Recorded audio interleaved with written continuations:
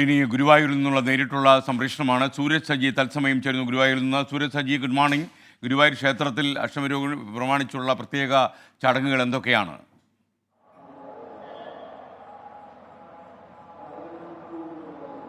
ഗുരുവായൂരിൽ വലിയ തിരക്കാണ് അനുഭവപ്പെട്ടുകൊണ്ടിരിക്കുന്നത്. പ്രത്യേകിച്ച് കൃഷ്ണന്റെ പിറന്നാൾ ദിനത്തിൽ കൃഷ്ണൻ ഒരു നോക്ക് കാണാൻ വേണ്ടി എത്തുന്ന ആളുകൾ നിരവധി പേരാണ്. ഇന്നലെ ഉച്ച തുടങ്ങി തന്നെ, അതായത് ഞായറാഴ്ചയായിരുന്നു, രാവിലെ തിരക്കുണ്ടായിരുന്നില്ലെങ്കിൽ പോലും ഇന്നലെ ഉച്ച കഴിഞ്ഞ് ഗുരുവായൂരിൽ വലിയ രീതിയിലുള്ള തിരക്ക് അനുഭവപ്പെടുന്നുണ്ടായിരുന്നു. ഇന്നലെ മുതൽ ഇങ്ങോട്ടേക്ക് എത്തിയ ആളുകൾ അവർ രാവിലെ മുതൽ തന്നെ ഈ ക്യൂവിൽ ഇടം പിടിച്ച് കണ്ണനെ ഒരു നോക്ക് കാണാൻ വേണ്ടി കാത്തു നിൽക്കുന്ന ആളുകളാണ്. പ്രത്യേക പൂജകളെല്ലാം തന്നെ ഇന്ന് ഗുരുവായൂർ ക്ഷേത്രത്തിൽ നടക്കുന്നുമുണ്ട്. പ്രത്യേകിച്ച് ഈ പിറന്നാൾ ദിനത്തിൽ പിറന്നാൾ സദ്യ കഴിക്കാൻ വേണ്ടി എത്തുന്നവരുമുണ്ട്. പിറന്നാൾ സദ്യ കൂടി കഴിച്ചാണ് ഇവിടെ നിന്ന് ഭക്തരെല്ലാം മടങ്ങുക. 9 മണിയോടുകൂടിയാണ് ഗുരുവായൂരിൽ പിറന്നാൾ സദ്യ അടക്കം ആരംഭിക്കുക. നമ്മളോടിപ്പോൾ ഈ കൃഷ്ണവേഷം കെട്ടിയെത്തിയിരിക്കുന്ന കുടുംബമാണ്. ഇത്തരത്തിൽ നിരവധി പേരാണ് ഈ കൃഷ്ണന്റെ വേഷം ധരിച്ചും ഈ രാധയുടെയും ഗോപികമാരുടെയും ഒക്കെ വേഷം ധരിച്ച് ഇങ്ങോട്ടേക്ക് എത്തുക.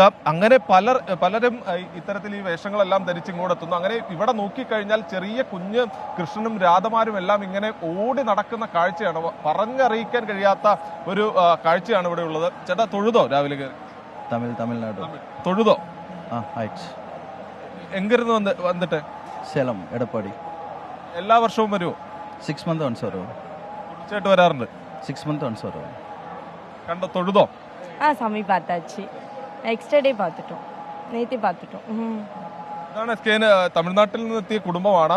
6 വർഷമായി മുടങ്ങാതെ ഇങ്ങോട്ടേക്ക് വരുന്നുണ്ട് എന്നുള്ളതാണ് പറയുന്നത്. ഇങ്ങനെ നിരവധി പേരാണ് ഈ കുഞ്ഞ് കണ്ണനൊക്കെയായി വസ്ത്രമൊക്കെ ധരിച്ച് മയിൽപ്പീലിയൊക്കെ ചൂടി ഇങ്ങോട്ടേക്ക് എത്തുന്നത്. വലിയ തിരക്ക് അനുഭവപ്പെടുന്നു. പ്രത്യേക പൂജകളുണ്ട്.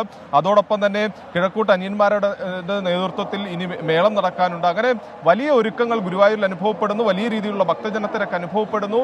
ഇനി ഇവിടെ നിന്ന് പിറന്നാൾ സദ്യ എല്ലാം കഴിച്ചാണ് ഭക്തജനങ്ങൾ മടങ്ങുക. കണ്ണന്റെ പിറന്നാൾ സദ്യ 9 മണിയോടുകൂടി ആരംഭിക്കും. വലിയ എനിക്ക് പിന്നിൽ കാണാൻ പ്രത്യേക പന്തലെല്ലാം സജ്ജീകരിച്ച് അവിടെ നിന്ന് തുടങ്ങുന്ന ക്യൂ ആണ്. അതിങ്ങനെ കറങ്ങി പുറകുവശത്തു കൂടി കറങ്ങി വരേണ്ടതുണ്ട്. കിലോമീറ്ററുകൾ നീളുന്ന ക്യൂ ഉണ്ട്. വലിയ തിരക്ക് ഗുരുവായൂരിൽ അനുഭവപ്പെടുകയും ചെയ്യുന്നുണ്ട്. ഓക്കെ, സൂരജ് സജിയാണ് ഗുരുവായൂരിൽ നിന്നും നമുക്കൊപ്പം ചേർന്നത്.